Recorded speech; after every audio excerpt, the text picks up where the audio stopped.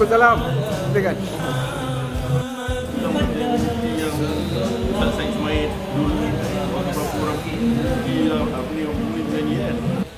Saudara-saudara dan saudari-saudari sekalian yang dirahmati Allah, alhamdulillah, puji syukur kehadirat Allah Subhanahu wa taala. Allah yang Maha Pengasih dan Maha Penyayang. Dengan limpahan rahmat serta hidayah ini dua, kita diberi kesempatan dapat berkumpul bersama-sama di dalam majlis tahlil arwah ini untuk khusus kepada almarhum Allah yarham Ahmad Sulaiman. Semoga dengan bacaan tahlil arwah serta doa selamat dan tazkirah sebentar nanti yang akan disampaikan yang akan dipimpin dan disampaikan oleh Al-Fadhil Ustaz Rafiuddin akan diterima oleh Allah Subhanahu wa taala. Dan juga kita mohon diampunkan segala dosa-dosa almarhum Ahmad Sulaiman serta sekalian muslimin dan muslimat baik yang masih hidup ataupun yang telah kembali ke rahmatullah. Akhir kata, dari gading yang tak letak, mohon maaf bagi pihak kami jika terdapat kesalahan serta kekeliruan yang kami lakukan sepanjang menjayakan majlis ini.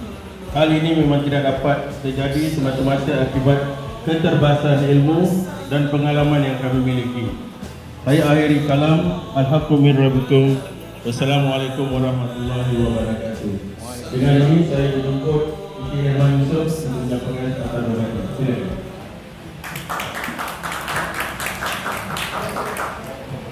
Assalamualaikum semua.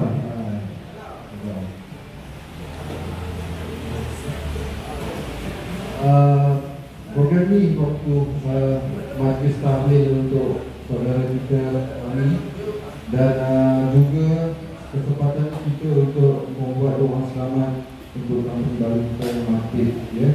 Jadi saya nak cakap terima kasih kerana semua telah hadir dengan Ustaz Rafiuddin.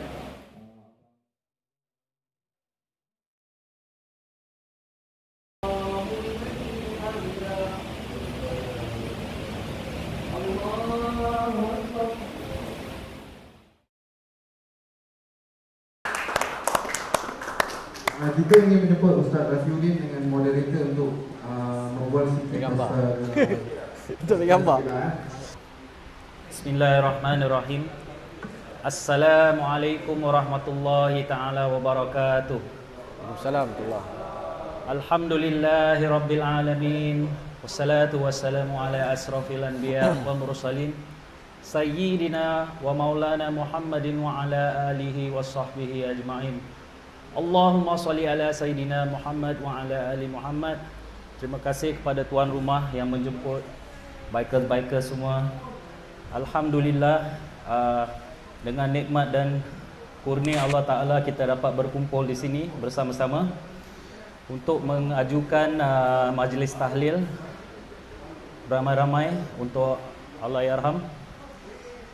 Terima kasih terutama kali kepada tuan rumah, Tuan Anwar, Cik Mariana dan Tuan Irman selaku SL Wings Singapura. Alhamdulillah kita ada tamu yang istimewa pada hari ini, iaitu Ustaz Rafi daripada Syukran.com. Beliau akan menyampaikan sedikit tazkirah tentang rahsia memohon ampun kepada Allah Subhanahu wa taala. Silakan Ustaz. Bismillahirrahmanirrahim. Assalamualaikum warahmatullahi wabarakatuh. Waalaikumsalam. Apa khabar semua? Alhamdulillah, bersyukur kita pada Allah Subhanahu wa taala. Salam silaturahim kepada semuanya. Sebelum itu, sekali lagi lah terima kasih kepada sahabat saya Abang Iskandar atas pengenalan dan terima kasih atas undangan yang telah diberikan untuk sama-sama kita pada hari ini berkumpul. Sebelum itu tepuk tangan dulu kepada sahabat daripada ataupun syarikat baru Wan Nabid, ya. Tepuk tangan bagi mereka, kita doakan semoga apa yang mereka hajatkan ini akan dikabulkan oleh Allah. Amin ya rabbal alamin. InsyaAllah selepas nanti kita akan sambung dengan bacaan tahlil. Jadi selepas habis ini ringkas saja. Kan ringkas kita sama-sama baca tahlil, solat dulu solat tahlil. Kemudian itulah main highlight program kita pada malam ini, ya. Jadi insya-Allah bukan niat ini nak berceramah, bukan niat ini nak nak mendidik, bukan niat ini nak nak sharing tau. Niat itu bukan. Sesungguhnya ini merupakan undangan daripada Brother Irman dan juga sahabat-sahabat. Jadi saya mengambil peluang ini untuk berkongsi lah. Dalam masa yang sama, ia merupakan pendidikan untuk diri saya sendiri, diri saya sendiri. Dan dalam masa sama saya mengundang sahabat-sahabat yang ada di sini semua untuk sama-sama memikirkan dan juga bermuhasabah diri dengan sedikit panduan ataupun dengan sedikit tazkirah ataupun nasihat ringkas ini. Jadi mohon maaf andai tersilap kata, mohon maaf andai terlanjur kata. Sama-sama kita fikirkan apakah yang telah kita lakukan, apakah yang selama ini kita lakukan tapi kita tak faham ataupun manfaatnya bagaimana. Abang Iskandar, saya nak tanya satu amalan yang kecil apakah amalan yang kita lakukan selepas kita solat? Siapa tahu? Selepas kita solat, Assalamualaikum warahmatullahi, Assalamualaikum warahmatullahi. Benda yang paling sepatutnya kita buat apa? Lazim dia selalu kita istighfar. Astaghfirullahaladzim. Aku memohon taubat kepada Allah. Betul. Simple kan? Astaghfirullahalazim. Astaghfirullahalazim. Tapi apa rahsia dari situ? Adakah kita di antara orang-orang macam saya pun dulu, kita nampak bapa kita buat kan, baca-baci kat masjid Assalamualaikum, Assalamualaikum warahmatullahi wabarakatuh. Bila dia astagfirullah, dia tutup muka dia gitu kan. Itu saya kita ikut apa?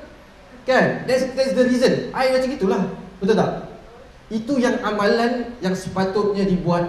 Dan tahukah kita bahawa itu adalah sunnah Rasulullah SAW. Beristighfar, membaca astaghfirullahalazim, sunnah Rasul baca berapa kali?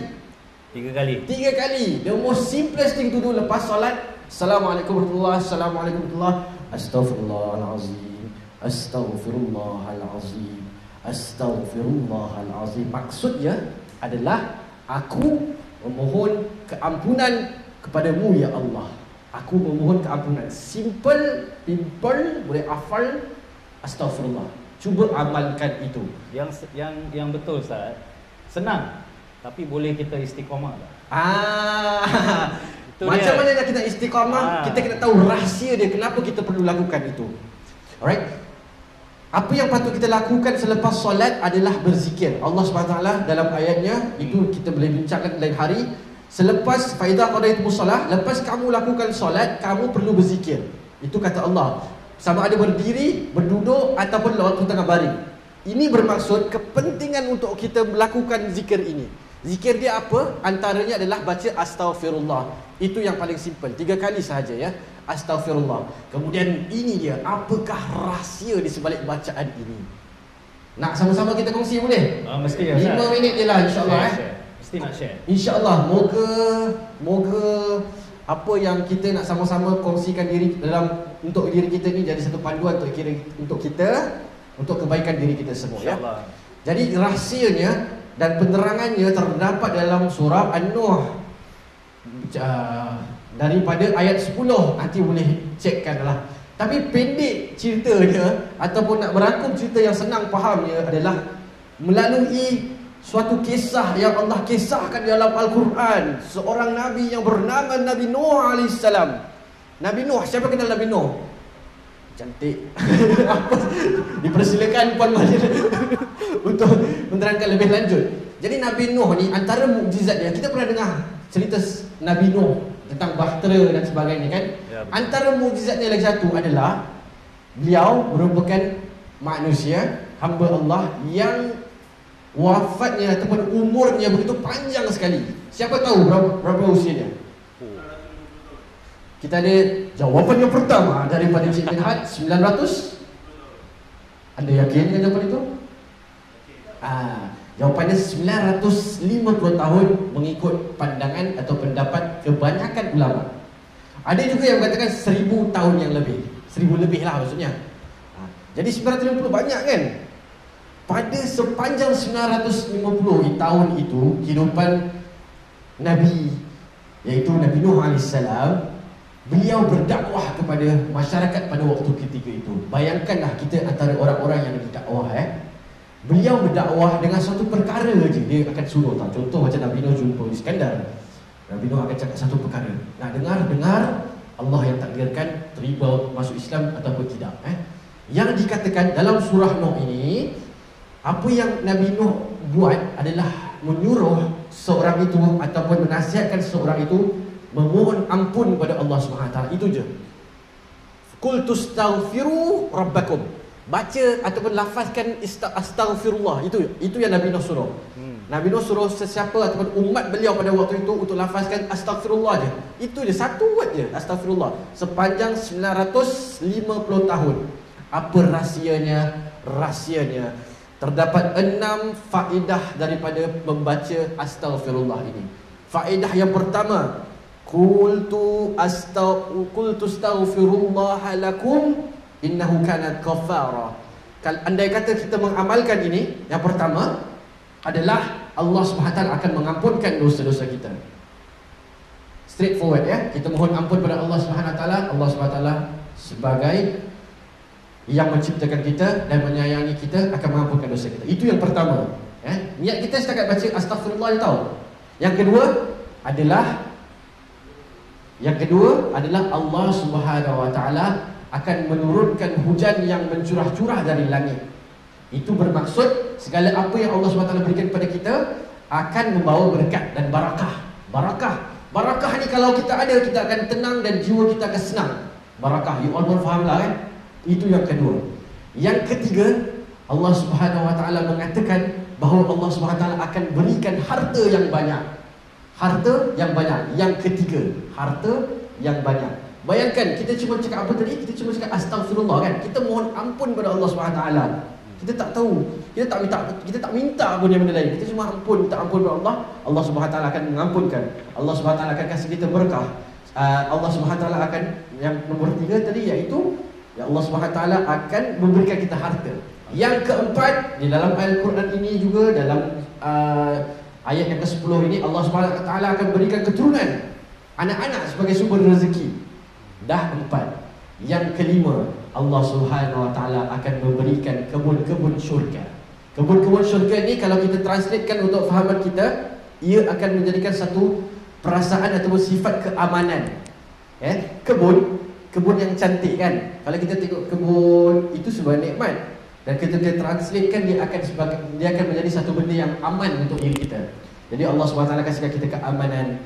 Dan yang terakhir, Allah Subhanahu Wa Taala akan berikan kita nikmat daripada Allah Subhanahu Wa Taala. Hadirin sekalian, bayangkan ya, cuma astaghfirullah sahaja. Astaghfirullah sahaja. Tetapi kita dapat semua ni. Kita dapat harta, kita dapat nikmat, kita dapat barakah, kita dapat keberkatan, kita dapat ketenangan jiwa dan kita dapat ampunan Allah SWT. Masalah ada sekarang ini. Ada masalah ada sekarang ni, kita selalu baca astaghfirullah. Betul? Betul. Tapi kita dapat tak all the 5 items yang tadi tu? Mungkin kita dapat, mungkin kita tidak, mungkin kita sadar, mungkin kita tidak sadar. Betul? Betul. Andai kata orang menafikan, aku bacalah astaghfirullah, tapi aku macam gini lah, hidup aku masih merempat je, ataupun hidup aku tak jadi kaya raya pun, aku nak 3 juta at least dalam akaun POSB. At least 3 juta lah. Kenapa kita dapat? Kata Allah begini, semua dapat ini. Betul tak? Logik kan tu? Kita nak logik kan manusia. Kita nak logik kan? Kata ulama ataupun bijak pandai termasuk habaib dan sebagainya, antara sebab kita tidak dapat ataupun tidak diberikan kesemua 6 ini adalah disebabkan bagaimana kita praktikkan bacaan astaghfirullah itu. Astaghfirullah bermaksud aku meminta ampun. Suatu keampunan yang kita minta disebabkan apa? Ampun dari segi apa? Itu yang kita tidak sebut. Ampun dari segi apa? Kita ada banyak salah tau. Jangan cakap satulah silap kita. Ada siapa di sini satu je silap dia. Kalau tak ada berdiri sini. Kalau ada berdiri dan terangkan kepada kita. Semua kita banyak salah, kita banyak bohong dan sebagainya. Betul? Banyak dosa lah Ustaz, senang cakap Senang. Dosa kecil, dosa besar, maksiat, semua kita lalai dan sebagainya kan. Jadi apa yang perlu kita buat, kita terangkan ataupun kita praktikkan dalam bacaan astaghfirullah itu ke semua dosa-dosa yang kita pernah buat. Antara contoh yang paling mudah yang boleh dipraktikkan, kalau susah macam gini. Ini ikut pandangan para alim ulama yang menasihatkan, mungkin hari solat zuhur sampai isyak kita ada 5 solat dalam sehari kan. Kita mula dengan subuh. Mungkin kita bila kita astaghfirullah tu, kita bayangkan ataupun kita kita berdoa dalam hati sambil membaca astaghfirullah, memohon maaf kepada Allah SWT. Kita fikirkan semua dosa-dosa mata kita. Kita mula dengan dosa-dosa mata. Aku tengok ini, aku ada masalah, suka melihat perkara-perkara yang tak elok. Aku sentiasa melihat sesuatu yang kefasikan dalam diri keluarga aku, tapi aku tak menegur. Contoh, aku selalu melihat anak aku buat ini dan sebagainya itu, tapi aku sebagai bapa, aku tidak bertanggungjawab ataupun aku tak berani nak berubah. Start dengan mata dulu, explain ataupun dapatkan pengampunan pada Allah SWT tentang dosa-dosa mata. Kemudian kita boleh solat yang seterusnya, solat zuhur, kepada dosa-dosa lidah. Kita terangkan, aku menipu banyak, aku bohong, aku scam Abang Irman for example. Jadi kita start daripada lepas subuh lah. Subuh sampai waktu zuhur tu. Ini aja strategi, boleh dilakukan seperti juga, itu. Ini bukan kewajipan, ini cuma untuk cara macam mana nak kita praktikkan sambil baca astagfirullah, sambil membayangkan ataupun sambil mengatakan semua masalah-masalah dosa kita. Kita nak Allah SWT ampunkan segala dosa-dosa kita yang spesifik, yang mana kita tahu itu adalah masalah-masalah yang besar. Jadi ini merupakan antara caralah para alim ulama nasihatkan, mungkin ini boleh dipraktikkan. Bayangkan bacaan astaghfirullah tu walaupun simple dan pendek, tapi dia powerful. Dia bukan kalimah biasa. Dia membawa keberkatan, dia membawa rezeki. Rezeki yang berkah. Sahabat sekalian, rezeki ini sama saja tau. Rezeki yang halal ataupun tak halal, kita akan dapat juga tau rezeki. Contoh macam Abang Iskandar, dia nak dapat $150 sehari. Abang Iskandar kerja untuk satu hari dapat 150 atau 250. Contoh, dapat tak duit tu? Dapat, kerja halal. Saya nak dapat $250 jugalah macam dia, tapi saya tak nak halal punya. Maksudnya saya nak tunjukkan bukti sekarang ni rezeki yang boleh dapat tapi tak halal, which is saya pergi kat Abang Irman, burung. Burung, tangan masuk kat duit, ambil duit, ada 1,007 masuk. Saya dapat lebih daripada Abang Iskandar, 1,007 dengan $250. Duit dua-dua dapat tak? Dapat. Betul tak? Rezeki semua sama dapat. Allah dah tentukan semua orang dapat rezeki. Beza dia adalah keberkatan sahaja. Dengan duit $250 tu, dia akan bahagia dengan keluarga, hari-hari spend ataupun hari-hari lakukan, gunakan wang itu dan sebagainya. Saya walaupun ada 170, 1,700, keberkatan itu Allah sahaja yang tahu. Hadirin sekalian, itulah saja sedikit penerangan pada hari ini. Sama-sama kita fikirkan, sama-sama kita perkenalkan. Mungkin ada sedikit satu insyaAllah.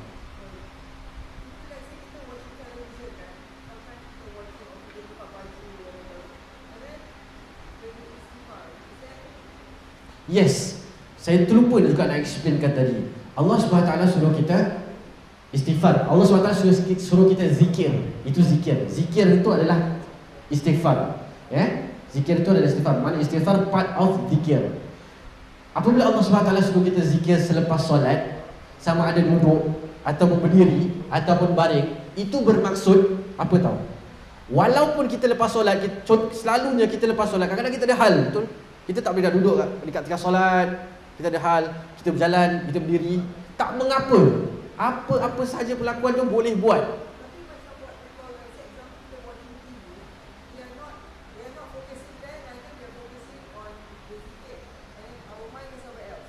Correct. That's part of the reason why amalan ini selepas solat. Allah SWT spesifikkan amalan yang kita nak lakukan ini. Fa'idha qadaitumus salah, selepas kamu solat, first thing yang you have to do, jangan tinggalkan, istighfar saja 3 kali. That's the least that all of us can afford. Betul? Selepas itu kadang-kadang kita tak ada time lah. Kadang otak kita dah macam dekat ada bola lah, atau Netflix lah. Kan? Kadang-kadang nak ngobrol lah sebagainya kan. So the least that you can do, jangan tinggalkan tentang 3 astaghfirullah itu. Sekarang ni kita tahu, kita amalkan astaghfirullah ni 3 kali kerana apa? Kerana kesemua faedah-faedah yang Allah Subhanahu Wa Taala janjikan. Wallahu a'lam bissawab. InsyaAllah kita akan teruskan dengan Fadal akhirnya sekali. Okey, terima kasih Ustaz. Kita ada satu soalan lastnya, boleh? Last, boleh ya? Okey. Jadi soalan from the floor. Amalan yang mudah untuk kita lakukan supaya berterusan dan istiqamah selain daripada mengucap astaghfirullah selepas solat. Itu selepas solat lah Tapi waktu kita bekerja, waktu kita berjalan atau memandu kan. Jadi kita dianjurkan supaya membasahi lidah senantiasa dengan berzikir kan. Silakan Ustaz. Betul. Kita dianjurkan untuk sentiasa berzikir kepada Allah Subhanahu Wa Taala. Mulakan dengan apa sahaja yang kita mampu dahulu. Betul? Yang terbaik apa yang kita boleh lakukan. Fokus dekat perkara-perkara yang kita mampu untuk lakukan. Dan salah satunya adalah lepas solat. Lepas solat ini, selepas kita baca Astaghfirullahalazim, ada beberapa amalan zikir-zikir lain yang mana kita boleh amalkan bersesuaian dengan sunnah Nabi Muhammad SAW. Jadi selepas kita berzikir pada Allah SWT, kita mengucapkan astaghfirullah, kita selalu dengar orang membacakan Allahumma antas salam wa minkas salam wa alaika na'udus salam fa inna rabbana bis salam. Itu adalah zikir yang seterusnya. Dan juga baca ayat kursi, dan termasuk juga zikir subhanallah, alhamdulillah, Allahu akbar. Itu merupakan amalan-amalan yang akan membenting diri kita sepanjang kehidupan kita. Dan of course amalan-amalan lain boleh kita lakukan andai rasanya kita ada masa. Tapi of course yang paling baik itu adalah awal pagi lah. Contoh sebelum kita keluar rumah lah. Benda yang selalu diajarkan oleh para habaib dan sebagainya ataupun para ulama adalah untuk membacakan yang mana kita nak bertawakal kepada Allah SWT sebelum kita keluar rumah ataupun lepas kita keluar rumah. Bismillah tawakkaltu 'ala Allah wala haula wala quwwata illa billahil aliyil azim. Ini anak-anak kecil selalu belajar dekat kindergarten tu. Kita pun selalu belajar dekat kindergarten dan kita akan terus belajar. Jadi keluar rumah tu langkah kaki mana dulu? Of course yang afdal, yang which is kanan lah. Okey, alhamdulillah. Andai kita sadarlah dengan melakukan itu, baca dan jangan lupa terus bertawakal kepada Allah Subhanahu Wa Taala dan beristighfarlah, kerana istighfarlah itu akan mendatangkan berbagai hasil lumayan yang banyak yang mana kita tidak tahu sebelum ini. Mungkin sekarang kita dah tahu, amalkan aja istighfar itu. Allahu a'lam. Alhamdulillah, terima kasih Ustaz dengan keterangan yang pendek ini. Okey, jika diizinkan Allah Subhanahu Wa Taala, kita akan sambung di lain masa dan lain kesempatan, InsyaAllah. Alhamdulillah, terima kasih kepada pihak sponsor.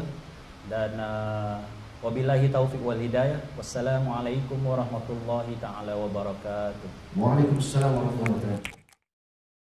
Kita akan melaksanakan solat isyak selepas ini. Jadi kalau siapa nak berwuduk, silakan. Kerana nanti sebenarnya pada jam 8.40 kita ada live direct to Kapira, ada sama-sama tahlil. Tapi tak apa, kita solat dulu. Jadi siapa nak berwuduk, silakan.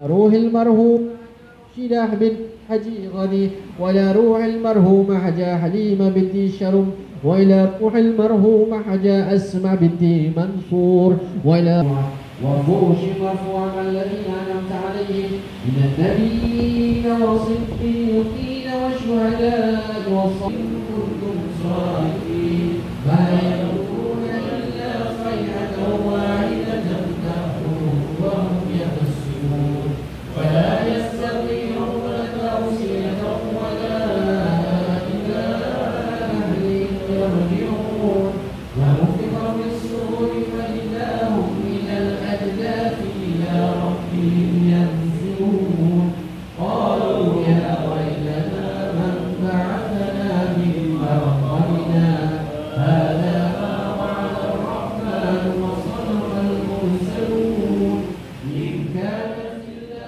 صيحة واحدة Terima kasih. Assalamualaikum.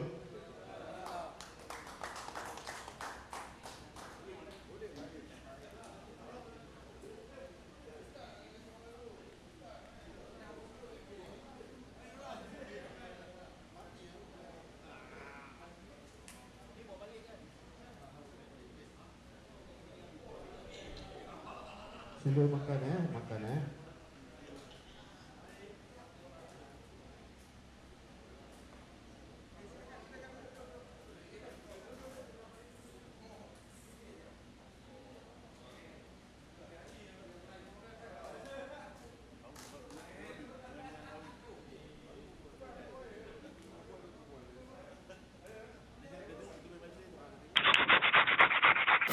Fangga Media.